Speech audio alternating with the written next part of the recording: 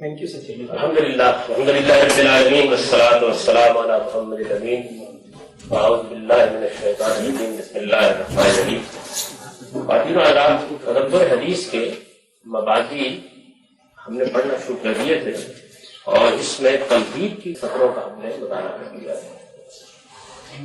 میں یہ بات ابتدا ہی میں عرض کر چکا ہوں کہ ہمارے پاس اس وقت جو اللہ کا دین ہے وہ جتنا کچھ میں تحقیق کر سکا ہوں اس کی بنیاد پر بغیر کسی تردد کے کہا جا سکتا ہے کہ ہم کو اجماع منتخب ہوا ہے. یہ بات بھی میں واضح کر چکا ہوں کہ اجماع کوئی دینی اصطلاح نہیں ہے، بلکہ یہ کسی بھی تاریخی چیز کے منتقل ہونے کے ذرائع میں سے سب سے مستند ذریعہ ہے.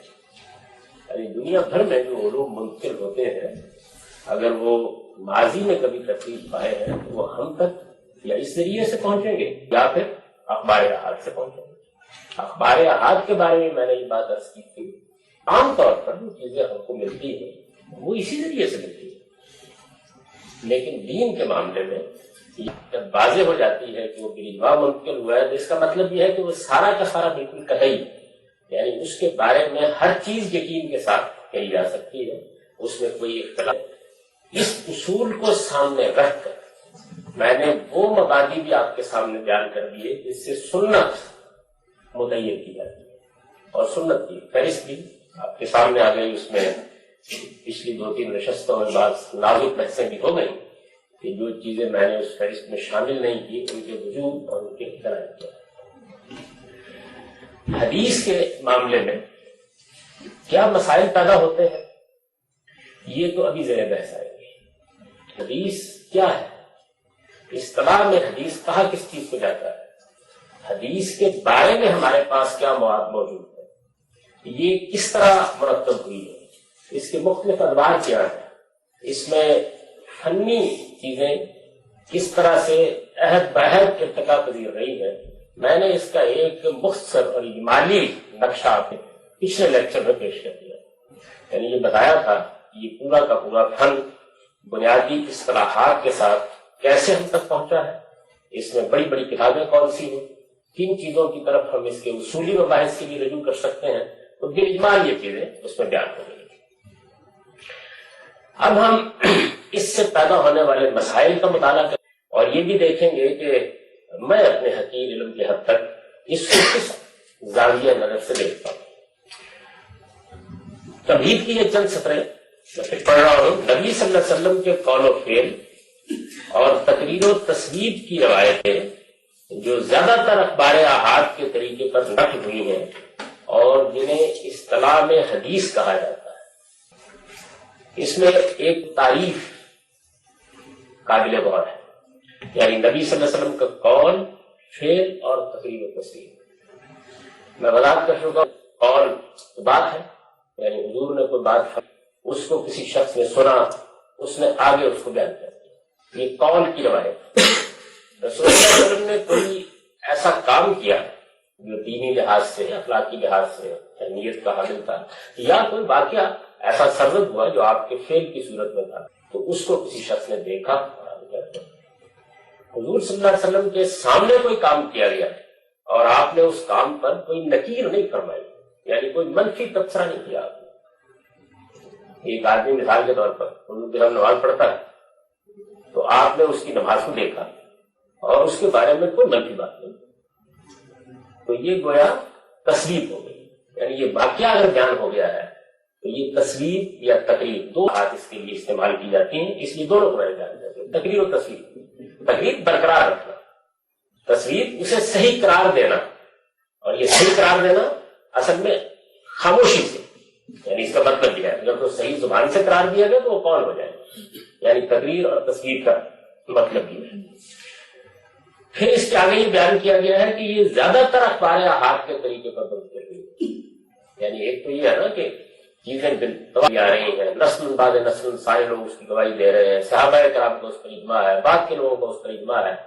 یہ 1-2-4 آدمی ہوگی. اور میں نے یہ بات بھی واضح کر دی تھی کہ اخبار احاد میں اگرچہ لفظ واحد استعمال ہوتا ہے لیکن یہ اصطلاح ہے، اور یہ اصطلاح جن جن معنی میں استعمال ہوئی ہے اس کی تفصیل میں پیچھے بیان کر چکا ہوں. یعنی حدیث کی جو اہم قسمیں ہیں، غریب ہے، عزیز ہے، اس کو بھی میں بیان کر چکا ہوں اس سے پہلے. یعنی اس فن کا مالی تعارف پچھلے لیکچر میں ہو چکا ہے.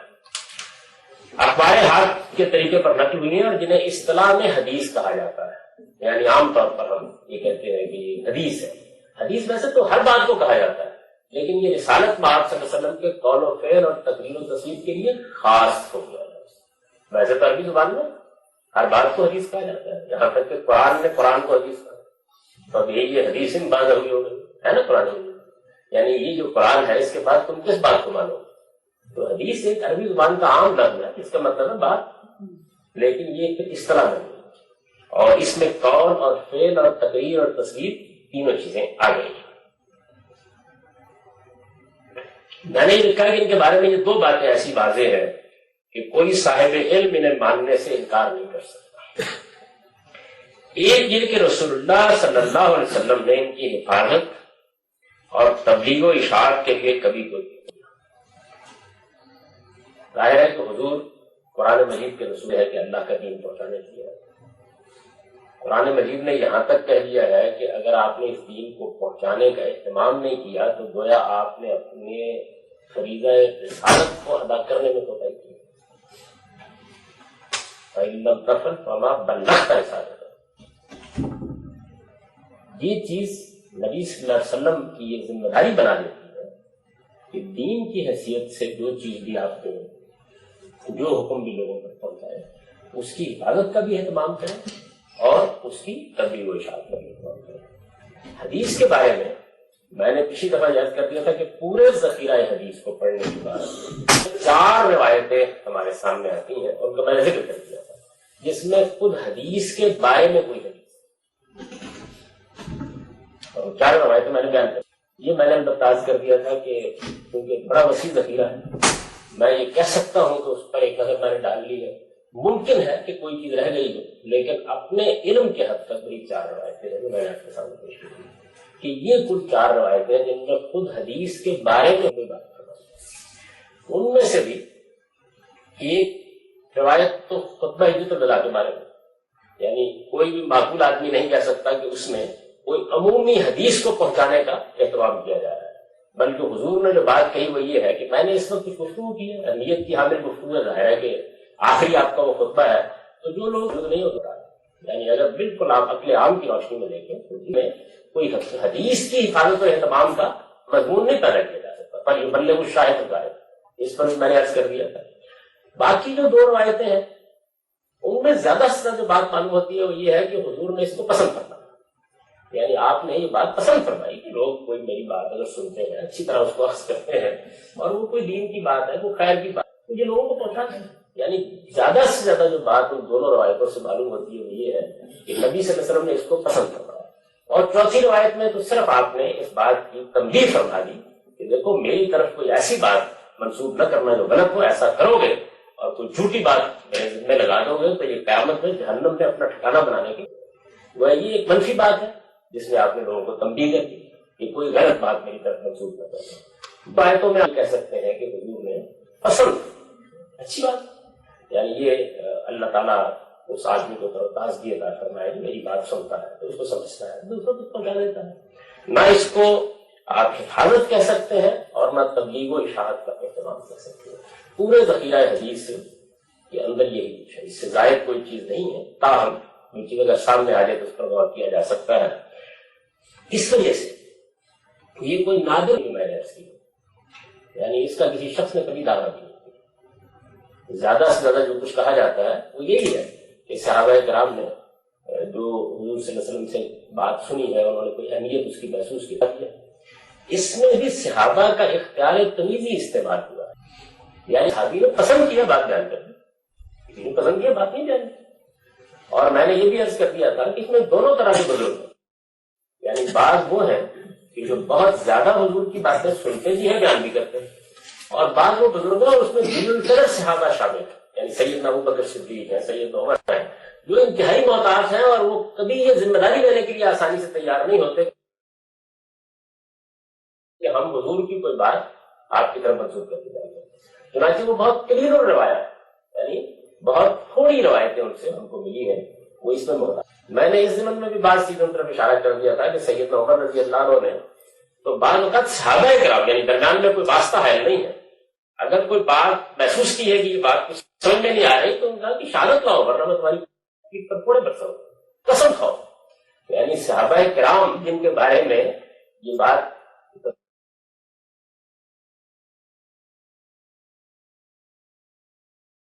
سیاست کی کہ وہ حضور صلی اللہ علیہ وسلم پر کوئی جھوٹی بات لگا دیں گے، ان کے معاملے میں بھی وہ اس حد تک محتاط ہے. ان روایتوں کی طرف میں نے اشارہ کر دیا تھا جن میں خود رسالت مآب صلی اللہ علیہ وسلم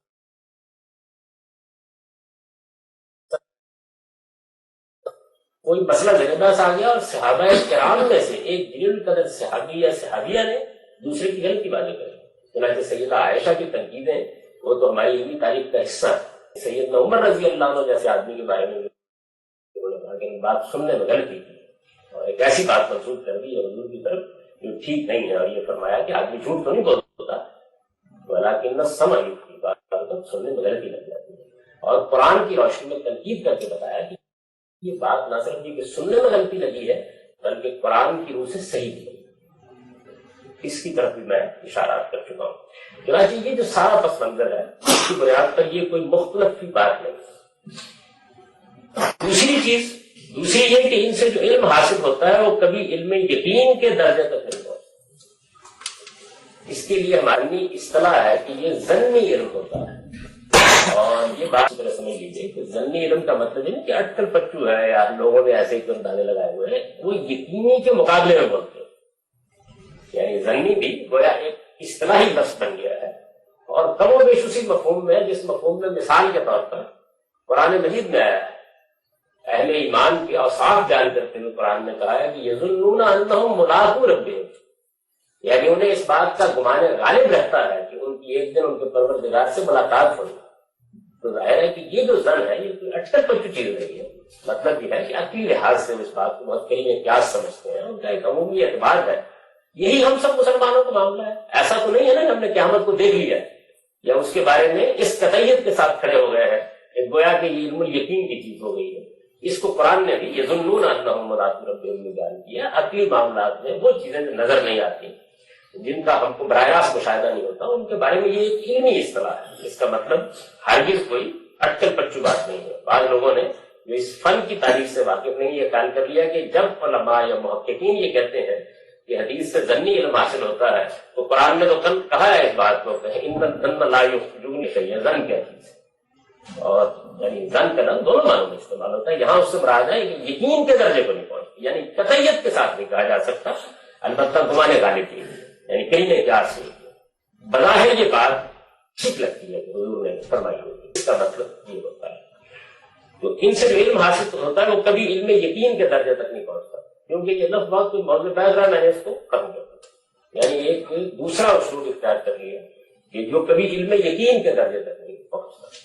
یہ طریقہ. اب میں آپ سے عرض کرتا ہوں کہ یہ بات علم یقین کے درجے تک نہیں پہنچتا، اس کو ہمارے علماء نہ صرف یہ کہ سمجھتے ہیں اور مانتے ہیں، بلکہ اس کی بنیاد پر پورے دین کو پھر دیکھنے میں جو مسائل پیدا ہوتے ہیں ان سے یہ اندازہ ہو سکے گا کہ وہ کیا خدمت ہے جو میں نے انجام دینے کی کوشش کی ہے. اس کی کچھ تفصیلات میں آپ کے سامنے رکھتا ہوں اس سے پہلے کہ ہم اس میں آگے بڑھیں. سب سے پہلے آپ یہ دیکھیے کہ جب دین عرض کیا جاتا ہے، ایک طریقہ تو وہ ہے نا کہ جس کو میں نے یہاں واضح کر دیا کہ ہمارے پاس قرآن مجید بالاجماع موجود ہے، ہمارے پاس سنت بالاجماع موجود ہے. اس کے بارے میں کوئی بحث پیدا نہیں ہوتی. ایک طریقہ یہ طریقہ کیونکہ اختیار نہیں کیا گیا اور اس میں قرآن مجید کا معاملہ تو واضح ہو گیا کہ وہ قطعی ہے، یعنی وہ قطعی ثبوت بھی ہے، قطعی دلالت بھی ہے، یہ معلوم ہو گیا. لیکن جو کچھ ہم کو سنت کی حیثیت سے ملتا ہے، تو چونکہ میں عرض کر چکا ابن عبد البر کا وہ ابتدائی جو اقتباس تھا یاد ہوگا کہ اجماع سے بھی سنت منتقل ہوتی ہے اور اخبار احاد سے. تو اجماع کا حصہ تو واضح ہے لیکن اخبار احاد سے منتقل ہوتی ہے تو پھر کیا ہوتا ہے؟ یہ دیکھیے اس کو کیسے لیتے ہیں. حنفی فقہاء اس ساری بات کو کہتا ہے کہ پتہ ہے اور یہ نور الہدایہ کی شرح ہے اس میں یہ بحث بہت تفصیل کے ساتھ اور بڑے ہی محکم انداز میں ہوئی. یہ کہتے ہیں کہ علم ان الادلہ السمیہ انواع اربع، یعنی ہمارے پاس جو دین ہے وہ ایک سمائی چیز ہے. وہ قرآن پڑھا گیا، ہم نے سنو، اسی طریقے سے نبی نے دین بتایا، سنا گیا، ہم تک پہنچ گیا. یہ ساری جو دلیلیں ہیں یہ عقلی نہیں ہیں. اس سے مراد کیا؟ یعنی یہ پھر یہ مطلب نہیں ہے کہ دین میں عقل کا کوئی دخل نہیں ہے. مطلب یہ کہ یوں نہیں ہے کہ ہم دین کو اپنی عقل سے بنا لیتے ہیں، بلکہ جو ہم کو ملا ہے پیغمبر اس کو ہم بیان کرتے ہیں. اس کو دلائل سمیہ کہتے ہیں. کا سارا وہ ایک سمائی چیز ہے. ہم نے اس کو سنا ہے اللہ کے پیغمبروں سے، ان کو اللہ نے وحی کی اور انہوں نے ہم کو بتا دیا. تو یہ 4 قسموں کی ہے ساری کی ساری. یعنی جو دین جب بیان کیا جاتا ہے، میں تو یہ کہوں گا کہ جب دین بیان کیا جاتا ہے تو دلیل ایک ہی ہے، اور وہ یہ ہے کہ ہمارے پاس بالاجماع ہوتا ہے. یہ 4 قسمیں ہیں اس کی. پہلی قسم کیا ہے؟ قطعی الثبوت والدلالہ. پہلی قسم یہ ہے کہ ثبوت بھی بالکل قطعی ہے اور دلالت بھی اس بات کی بالکل قطعی ہے. یہ بات کیوں کہتے ہیں؟ یہ بات اس لیے کہتے ہیں کہ مثال کے طور پر قرآن کا ثبوت قطعی ہے. مثال کے طور پر نماز بالاجماع منتقل ہوئی ہے، اس کا ثبوت قطعی ہے. لیکن قرآن کی ایک آیت کو ہم نے سمجھنا ہے.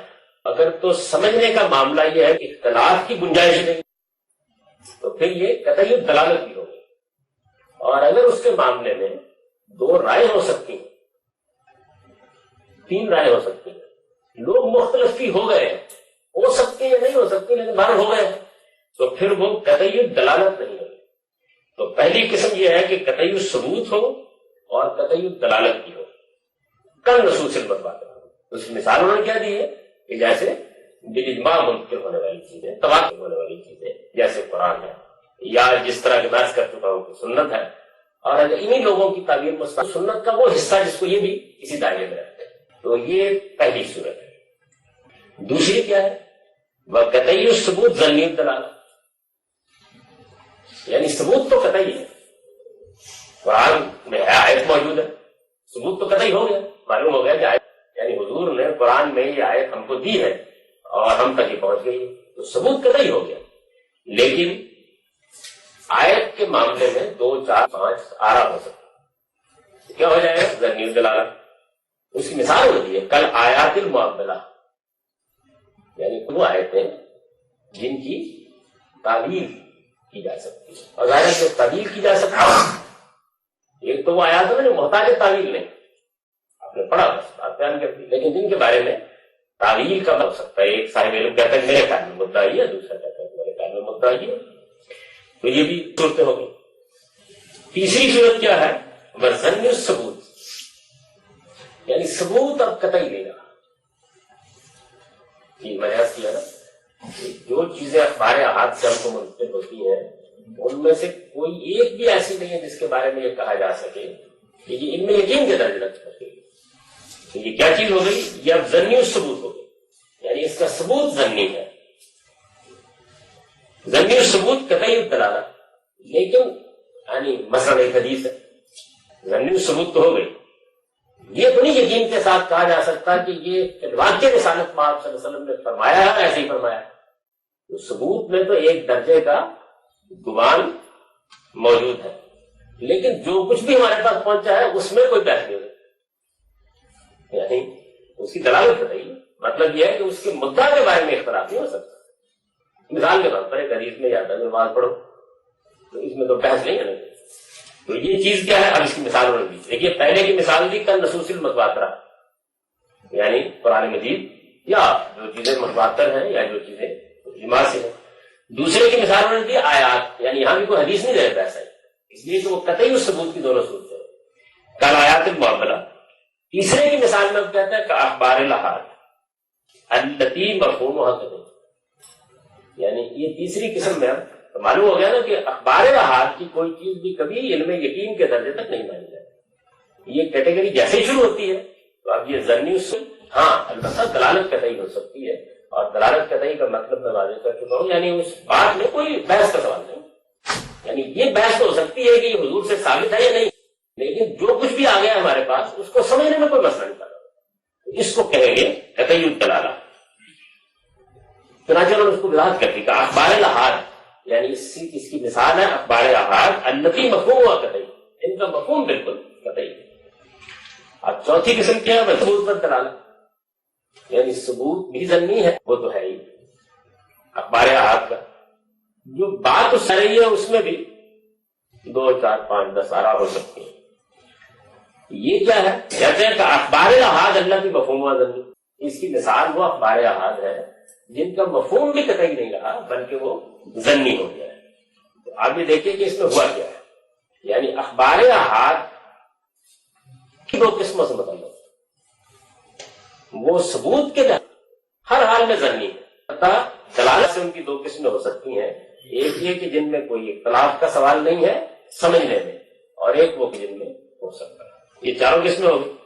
اب میں نے کیا تھا کسی وقت کہ ہمارے فقہاء اس کی بنیاد پر پھر خاص طور پر فقہاء احناف کرتے ہیں، یعنی یہ بڑی دلچسپی ہے۔ ایک تو یہ ہے نا کہ آپ یہ کہتے ہیں کہ بھئی یہ اللہ کے پیغمبر نے حکم دیا ہے، تو حکم دیا ہے اور یہ واضح ہو گیا ہے کہ یہ حکم ہمارے لیے فرض ہے یا یہ چیز مستحب ہے۔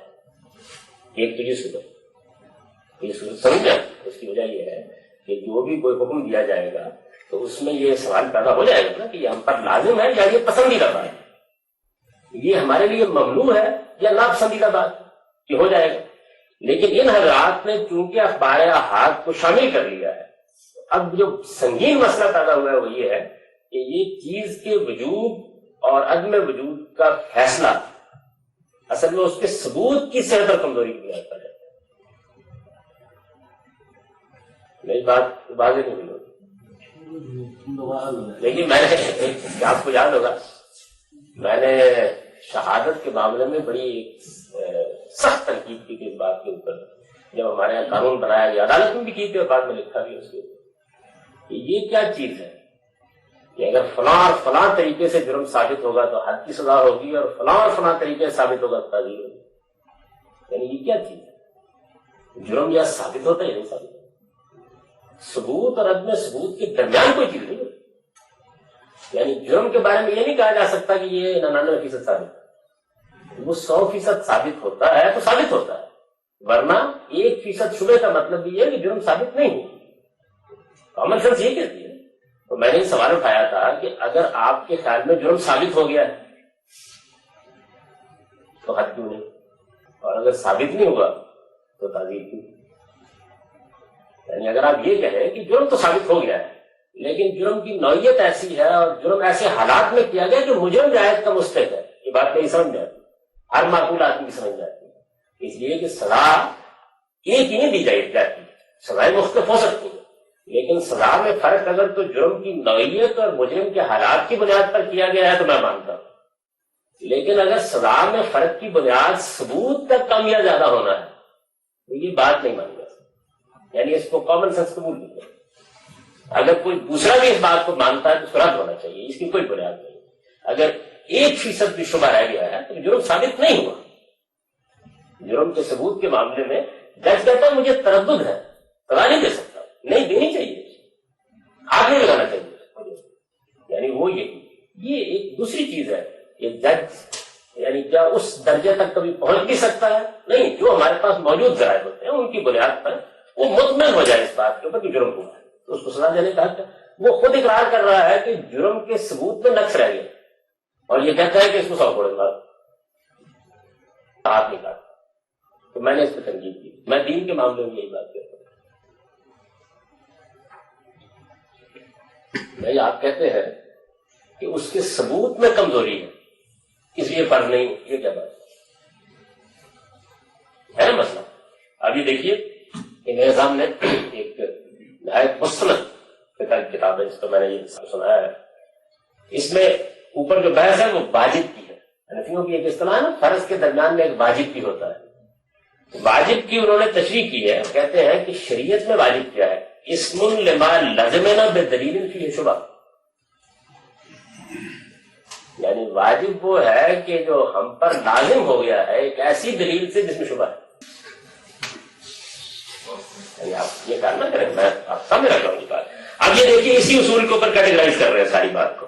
آپ نے 4 چیزیں دیکھی, کیا تھی؟ قطعی الثبوت اور دلالت. دوسری کیا تھی؟ قطعی الثبوت ظنی الدلالت. تیسری کیا تھی؟ قطعی الثبوت ظنی الثبوت اور قطعی الدلالت. کیا تھی؟ ظنی الثبوت ظنی الدلالت. 4 تھی نا چیزیں.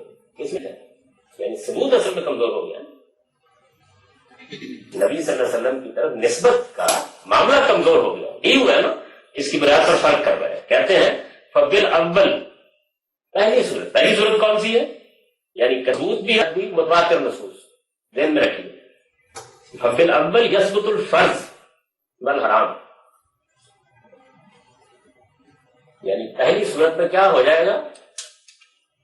پہلی صورت میں بھی ضروری نہیں کہ ہو جائے, اس کی وجہ یہ کہ ممکن ہے کہ بات قرآن میں ہو لیکن فرض نہ کی گئی. بہرحال کوئی ایک الگ بحث ہے, میں تو اس وقت آپ کو جو ان لوگوں کا موقع ہے وہ سمجھا رہا ہوں. فبل اول یثبت الفرض والحرام, یعنی اس میں فرض ثابت ہو جائے گا, حرام ثابت ہو جائے گا. پازیٹو نیگیٹو ہوں گے نا, یعنی ادھر فرض ہو جائے گا اگر کسی چیز کو لازم کیا اور کسی سے منع کیا تو حرام ہو جائے گا. اچھا, وبالثانی والثالث, بالثانی والثالث, ثانی اور ثالث کون سی ہے؟ یعنی قطعی الثبوت اور ظنی الدلالت ہے. ظنی الثبوت اور قطعی الدلالت, اس سے کیا ہوتا ہے؟ یثبت الوجود, شبہ پیدا ہو گیا نا.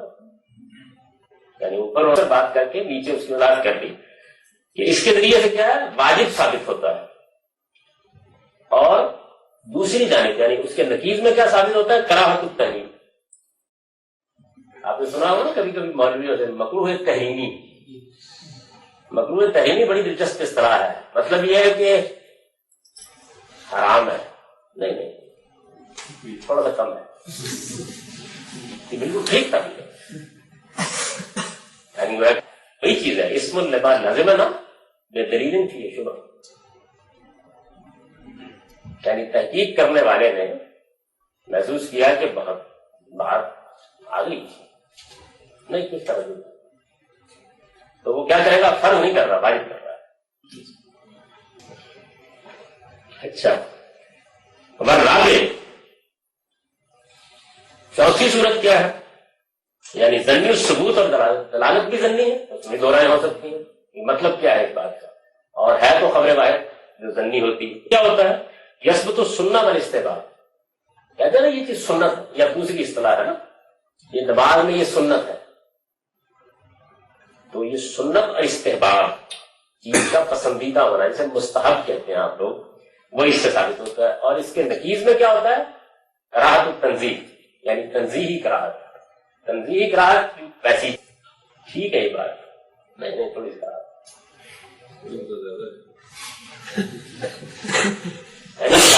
میں نے کوئی یاد رہا ہے اس کی تشریح کی ہے, جو لفظوں میں تشریح کی جاتی ہے بیان کرتے ہیں اس کو, وہ کیسے ہے کہ کون ہی مستربن ہے مترددہ.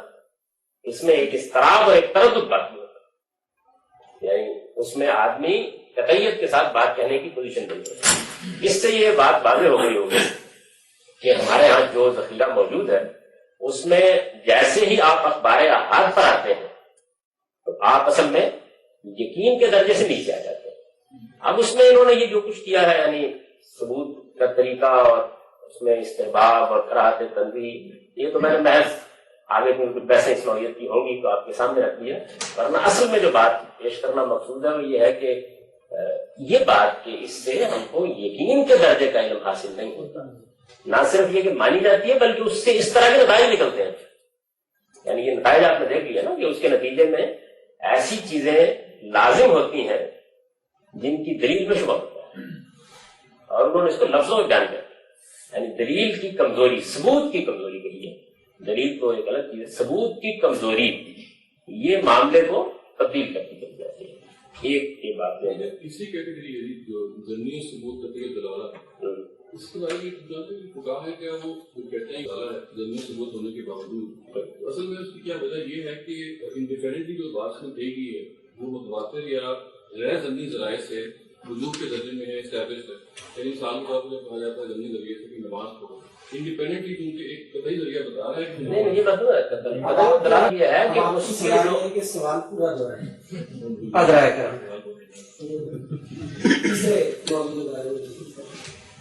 यदि तीसरी सबूत कतियत दलाला यदि कतियत दलाला इसलिए है कि जो कुछ में बयान हुआ है इंडिपेंडेंटली वो और जराए से कतियत साबित है।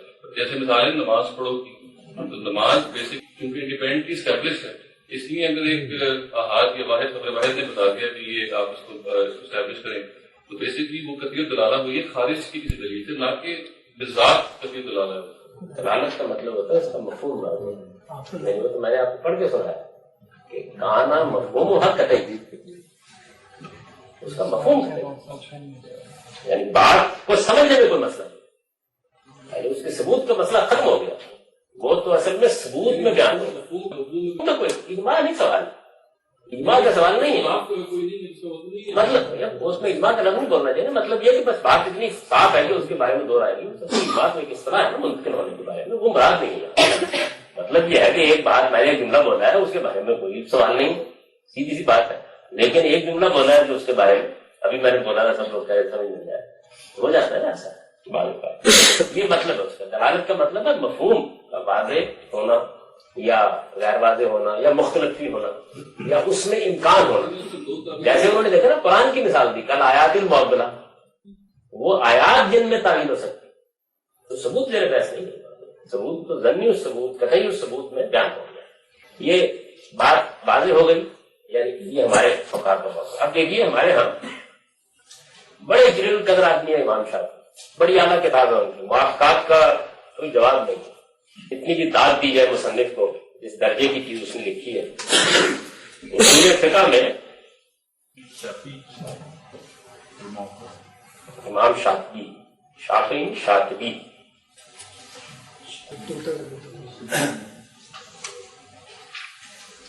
तो शातिबी ने मुआफ़क़ात में इसी मसले को हल करने की कोशिश की। ये जो मसला पैदा होता है फुक़हा का तो आपने देख लिया, उसको भी ज्यादा सामने रखिए ताकि फिर आगे की बहस समझ में आ सके कि हम उसको किस जाविये से देख रहे हैं। बुनियाद में तो जाहिर है कि वो खड़े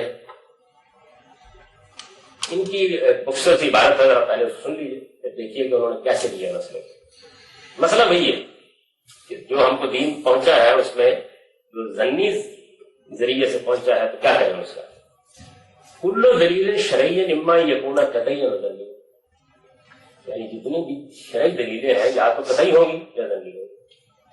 कतई से मुराद वही यानी कुरान है तो कतई है, अगर इजमा से कोई चीज मुंतकिल हुई है तो कतई है, और अखबार अहाद से मुंतकिल हुई है ज़न्नी। ये आगे खुद शातिबी इसको वाज़ेह करते हैं। कुल्लो दलील शरईयन इम्मा यकूना कतईयन ज़न्निया, जितनी भी शरई दलीलें हैं जिनकी बुनियाद पर हम दीन बयान करते हैं वो या कतई होगी या ज़न्नी होगी। फ़इन काना कतईयन फला इश्काल की एतबारी, यानी अगर वो कतई है तो फिर तो उसके मानने समझने उससे दीन अक्स करने में कोई मसला नहीं, बात वाज़ेह हो गई। अब तो वो इस तो हो सकती है ना कि मुद्दा क्या है मफ़हूम क्या है, यानी बात तो आ गई उनका।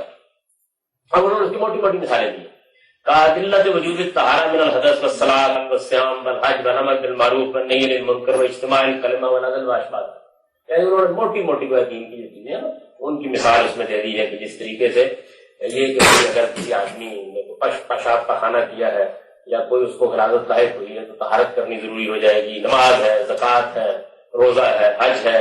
इस तरह ये बात कि मुसलमानों की जिम्मेदारी है कि वो एक दूसरे को तबलीग दावत का काम करते रहे, अच्छी बातों की तलकीन करते रहे, बुरी बातों से रोकते रहे, उनको अपने मामलात में एक ही जगह पर इकट्ठे होकर अपना नज़्म कायम करना चाहिए, और इसी तरीके से जो बुनियादी चीजें जैसे अदब वगैरह ये उन्होंने कहा, यानी ये मोटी मोटी वो बातें हैं जो बिल्कुल कर रही है।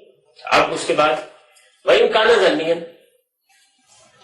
अगर वो ज़न्नी है इम्मा यर्जा इला अस्लन कतई वला, ये मुआफ़क़ात के जमाने की किताब है। उस जमाने में हमारे जो उलमा फुक़हा और बड़े दिलगज थे उनके उसलूब पर मंतिक़ और इल्म कलाम की इस्तिलाहात का बहुत गलबा था, यानी ये आम जुबान में नहीं लिखी होती, एक खास जुबान है जिसमें ये लिखी होती है। कहते हैं कि अगर वो ज़न्नी तो दो शक्लें हो जाएंगी, یعنی اگر زنی ہے، یعنی اب ہم اخبار اس میں ان کو بھی کوئی اختلاف نہیں، مسئلے کو اور زیادہ سلجھانے کی کوشش کر رہے ہیں۔ اگر وہ زنی ہے تو کہتے ہیں کہ دو صورتیں ہو جائیں گی۔ ایک صورت یہ ہے کہ ہم یرجع الی اصل قطعی، ہمارے پاس یا تو دینت کی کوئی بنیاد موجود ہے یا قرآن کی کوئی بنیاد موجود ہے یا کوئی بات موجود ہے، یعنی کوئی قطعی اصل موجود ہے، یہ اس کی فرق ہے۔ سمجھ سکتے بات؟ یعنی مثال کے طور پر یہ بات تو ہمیں معلوم ہے کہ کسی کو نقصان نہیں پہنچانا چاہیے، یہ تو فطرت بھی ہے، قرآن نے بھی اس کی تلقین کی ہے۔ اب اس کی بنیاد پر کوئی ایسا حکم دے دیا گیا کہ بازار میں سودا صنف خرید کام نہ کرنا یا کرنا ہے، تو اگرچہ یہ خبر واحد، یعنی ہم تک یہ حکم تو ضمنی ذریعے سے پہنچا، لیکن اس کے پیچھے کیا ہے؟ اس کے پیچھے ایک قطعی اصل موجود ہے جس سے یہ ٹوٹا ہوا۔ جیسے یہ کہا جاتا ہے مثال کے طور پر کہ نبی صلی اللہ علیہ وسلم نے جو باہر سے لوگ آتے تھے قافلے لے کے تجارت کے، ان سے باہر ہی خرید و فروخت کرنے سے روک، اور یہ کہا کہ ان کا مال منڈی میں آنا چاہیے پہلے، اس کے بعد جہاں جو کچھ کرنا ہے کیا جائے۔ کسی بعض لوگ جو دیہاتی لوگ سامان لے کے آتے تھے، ان سے باہر ہی معاملہ کر کے ان کو بعض وقت منڈی کا صحیح بھاؤ نہیں بتاتے تھے اور دھوکہ دے دیتے تھے۔ تو یہ جتنی بھی چیزیں ہیں یہ ایک اصل پر مبنی ہے، میں ان کی بات سمجھا رہا ہوں، ان کا مراد کیا ہے کہنے، ایک اصل کے اوپر مبنی ہے۔ آپ کو یہ پتہ چل گیا یہ بات تو قرآن میں بھی ہے، یہ بات تو فطرت کے دین میں بھی ہے، یہ بات تو ایمان سے منتقل ہوئی ہوئی ہے، اب یہ گویا اس کی ایک شو نکل آئی ہے، اس کی ایک برانچ ہے وہ نکل آئی ہے، اس کا یہ کوئی ایسی چیز نہیں ہے، یعنی یہ بات وہ ہے کہ یہ گویا اس کے اندر سے پھوٹ رہی ہے۔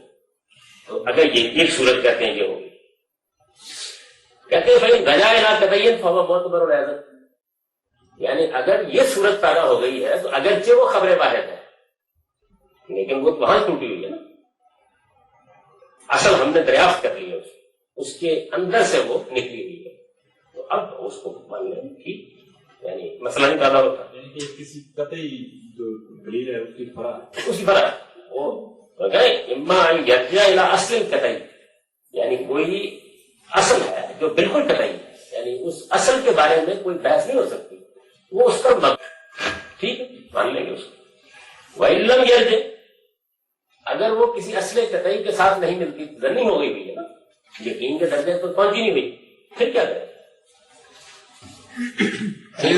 پچھلا جملہ ایک دو پچھلا قطعین کی کیا کہتے ہیں؟ وہ تو انہوں نے پہلے یہ کہا تھا نا کہ فلا اشکال فی اعتبار ہی، یعنی اس کو ماننے سمجھنے میں کوئی مسئلہ نہیں کرنا ہوتا، تو اس میں بھی یہی ہو جائے گا۔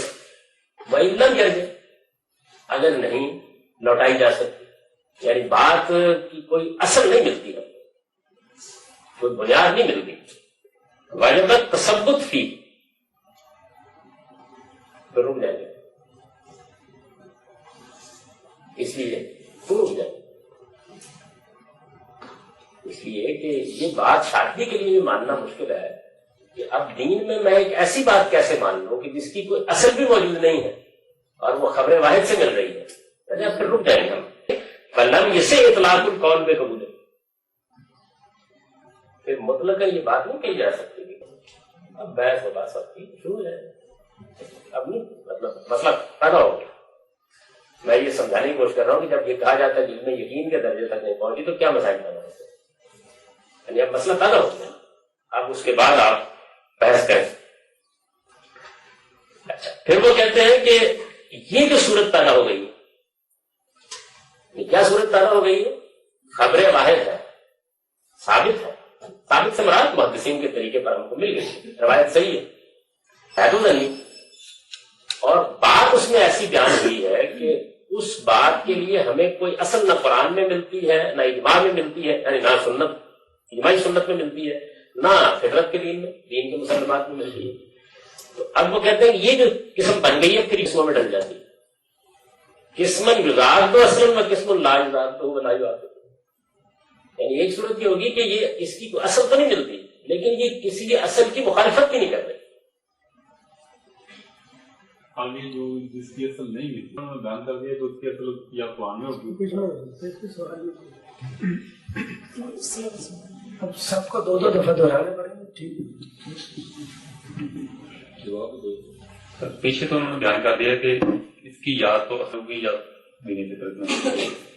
اب یہ دوسری بات آپ نے ان کے بارے میں کہی ہے کہ اگر کسی چیز کی ان دونوں میں اصل نہیں ملتی، یعنی کسی قطعی دلیل میں اس کی اصل ہمیں نہیں ملتی، تو اس کی مزید دو شکلیں ہوں. یعنی پہلی بات تو اصولی بیان کر دینا کہ آپ اس کے قبول ہونے کے بارے میں آپ نہیں کر سکتے، رک جائیں. آپ اس کو کسی جگہ بٹھاتے ہیں، یعنی وہ کہتے ہیں کہ اس میں آپ اس بنیاد کے اوپر کہ حدیث صحیح ہے کوئی دین کی بات نہیں کہی جا سکتی. اس کی قبول کرنے کا معاملہ علی الاطلاق نہیں ہو سکتا. اب وہ تھوڑی تفصیل کر رہے ہیں اس کی کہ پھر اس میں بھی دو صورتیں ہو جاتی ہیں. ایک تو یہ ہے کہ ہم یہ کہتے ہیں کہ یہ تو اصل میں مضاد ہے، قرآن کچھ کہہ رہا ہے، یہ کچھ کہہ رہی ہے. ایک تو اصل نہیں ملی تھی بلکہ الٹا وہ موافقت بھی نہیں رکھتی، اور ایک یہ ہے کہ یعنی لا یضاد بولا یعنی بات ایسی ہے کہ نہ کہا جا سکتا ہے قرآن کے خلاف ہے، نہ کہا جا سکتا ہے. بتا دیں ہو سکتا ہے نہیں آگے ویسے انہوں نے کہا کہ ایسی کوئی چیز مجھے ملی نہیں، لیکن سارا علمی لحاظ سے تو اقسام کر ہی دی جائیں گی تو یہ ہو جاتا ہے. اچھا اب اس میں ظاہر ہے کہ جو پہلی صورت ہے یعنی ایک بالکل قطعی ذریعے سے ہم کو کوئی چیز مل گئی ہے، اس کو بیان کر چکا تو فلاں تعلقیت بارے ہی اس میں تو کوئی ضرورت نہیں ہے. دوسری قسم یعنی جس میں کوئی اصل مل جاتی ہے کوئی ظنی چیز اصل مل جاتی ہے، اس کے بارے میں بھی زیادہ مسئلہ نہیں پیدا ہوتا، اس لیے کہ اب ہمارے پاس ایک بنیاد موجود ہے، اس پہ ہم کہہ دیتے ہیں کہ اس کی فرع ہے، اس وجہ سے اس کو بھی قبول کرنے میں کوئی مسئلہ نہیں، کوئی پرابلم نہیں پیدا ہوتا. یہ دو صورتیں تو ٹھیک ہے.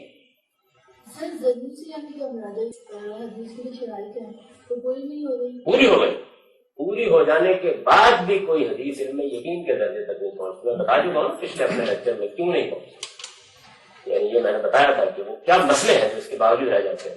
میں نے بھول گیا ہم لوگ پچھلے لیکچر یاد ہے، یاد ہے میں نے عرض کیا تھا کہ سند میں وہ کیا خراب باقی رہ جاتے ہیں حقیقت کے باوجود. اور اگر اس میں بھول گیا ہو دوبارہ سن لیجیے، اور اگر سننے کا موقع نہ ہو تو ہمارے استاد مولانا مینا سے اسلائی کی جو کتاب ہے ماجد قبر حدیث، اس میں ایک پورا باب ہے سند کے خلاف، انہوں نے بیان کیا کہ وہ کیا چیزیں ہیں. یعنی وہ تو سب مانتے ہیں کہ وہ خلا ہے، کچھ نہیں کہا جا سکتا. تو تیسری صورت یہ تھی نا کہ جو اصل قطعی کے معارض ہو گئی، خلاف ہو گئی، تو کہتے ہیں کہ اما ثالث فهو ظنی المعارض لاصل قطعی فمردود بلا اشکال، یعنی اس کو تو ہر حال میں رد کر دیا،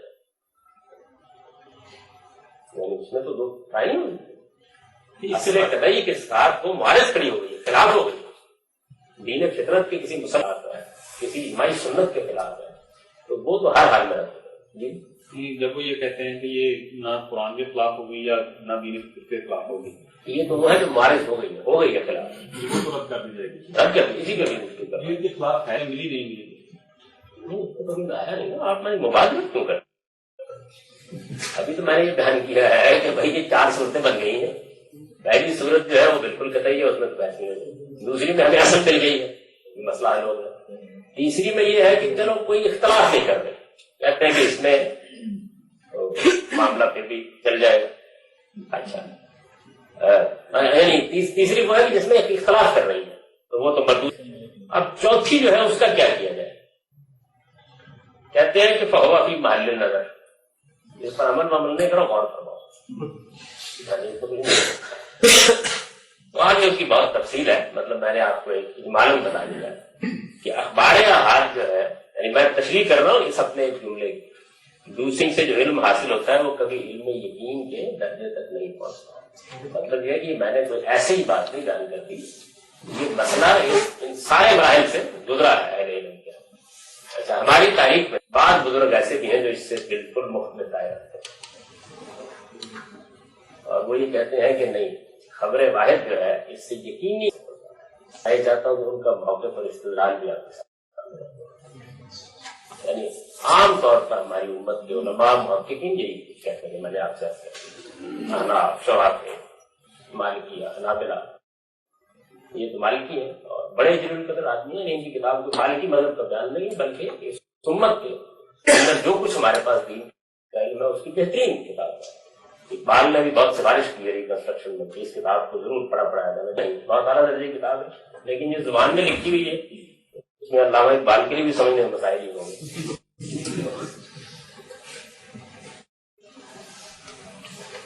اس طائفے کے خیال ہمارے امام ابن حزم ہے اندلسی، ظاہریہ مذہب کا نمائندہ کہنا چاہیے، ان کو اصرار ہے اس بات کے اوپر کہ جب روایت صحیح ہے تو پھر وہ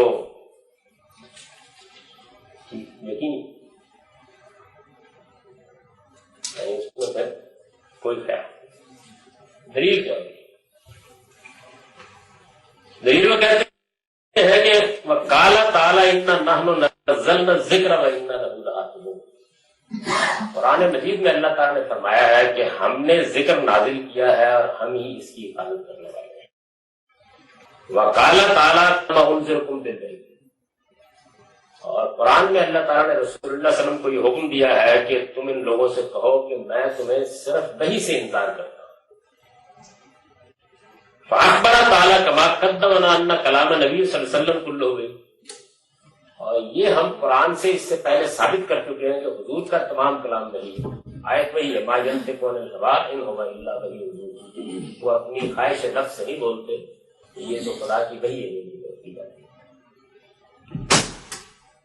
والوحی بلا خلاف ذکر، اور بارے میں یہ بحث نہیں ہو سکتی، وہ ذکر ہے، میں ذکر محفوظ بے نص قرآن، اور قرآن کہتا ہے کہ ذکر محفوظ شریف میں آگے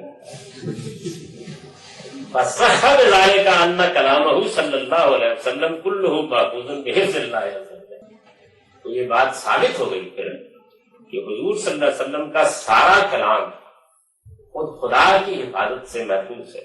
مضمون لنا لا یضیع منہ شیء، ہمیں ضمانت دی گئی ہے قرآن میں اس بات کی کہ اس میں سے کوئی چیز ضائع نہیں ہونے دی جائے گی۔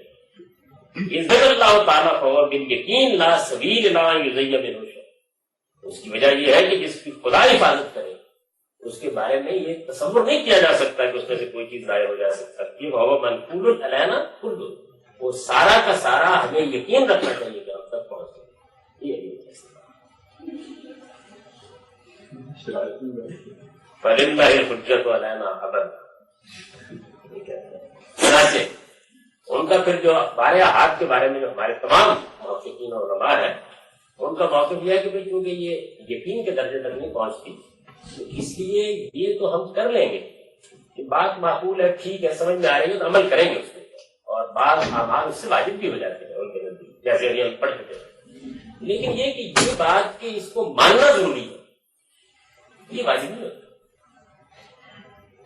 تو اصطلاح میں بیان کرتے ہیں کہ خبر وارد ہے یوجب العمل بالعلم، یعنی یہ اس کے ماننے کو لازم نہیں کرتی اس بات کو، عمل بتا ٹھیک ہے ہو گیا، یہ سب کہتے ہیں۔ ابن حزم اس کے برعکس یہ کہتے ہیں فہذا یعنی خبر وارد اذ اتصل بروایت العدول الى رسول اللہ صلی اللہ علیہ وسلم وجب العمل به ووجب العلم بصحته، وہ کہتے ہیں کہ دونوں چیزیں ضروری ہیں، عمل بھی اس سے واجب ہوگا اور اس کو صحیح ماننا بھی دینی لحاظ سے ہے، یعنی آپ اس کے بارے میں گفتگو نہیں کروا سکتے۔ تو یہ حضم کرنا ہوگا، اس سب کچھ کو مان کیوں نہیں لیتے، سب کچھ کو مان کیوں نہیں لیتے؟ ایک منٹ رہے، آپ بند کیے کتنا لگتا ہے؟ ایک منٹ، مولوی صاحب کا سوال کرو۔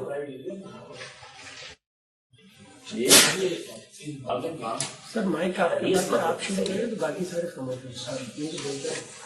جو صحیح ہے۔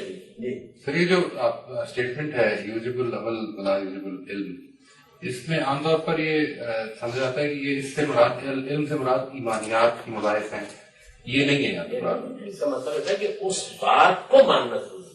ٹھیک ہے، جیسے مثلاً اگر کوئی آدمی قرآن کی کسی آیت کا انکار کرتے تو آپ تکفیر کریں گے اس کی، لیکن جب ایک خبر کا ماننا ہی ضروری نہیں ہے تو اس پر عمل کرنا کیوں ضروری ہے، یہ بھی پھر ایک اس پر بھی ضروری ہے۔ یہ تو نہیں ہے کہ آپ کو اس بنیاد پر ہم کٹہرے میں کھڑا کرتے ہیں کہ آپ اس کے بارے میں تردد کرتے ہیں، لیکن یہ ہے کہ اگر بات معقول ہے تو آپ عمل تو کیجیے۔ یہ ہاں، تو یہ میں نے آپ کے سامنے ایک تصویر کر دی ہے کہ یہ میں نے جملہ لکھا ہے، اس کا مطلب کیا ہے۔ دوسری یہ کہ ان سے جو علم حاصل ہوتا ہے وہ کبھی علم یقین کے درجے تک نہیں پہنچتا، یعنی اب آپ یہ تو نہیں کہیں کہ پہنچ جاتا ہے، اور یا پھر اتنے حضرت کی بات مان لیجیے کہ کون جاتا ہے، یعنی اس پر کوئی آپ محسوس کرتے ہیں تبصرہ کرنے کی ضرورت ہے؟ ظاہر ہے کہ وہاں ذکر سے مراد قرآن مجید ہے. اللہ تعالیٰ نے جس وحی کے ذکر کرنے کے لیے کہا ہے وہ قرآن ہے. جس چیز کے بارے میں یہ کہا گیا ہے کہ حضور کبھی خواہش نفس سے بات نہیں کرتے بلکہ یہ قرآن ان کی طرف وحی کیا جاتا ہے، وہ قرآن کا ذکر ہے. اور جس چیز کی حفاظت کی اللہ تعالیٰ نے ذمہ داری کی ہے وہ بھی قرآن ہے. یعنی یہ جو منطق ہے کہ ہر وہی ذکر ہے اور ذکر کی حفاظت کی ذمہ داری لی گئی ہے، اگر آپ سمجھتے ہیں اس پر کسی بحث کی ضرورت تو میں کر دیتا ہوں. میرا خیال ہے کہ کوئی ضرورت نہیں، بالکل معقول بات ہے. اب جناب کس وقت نماز 8:05 پر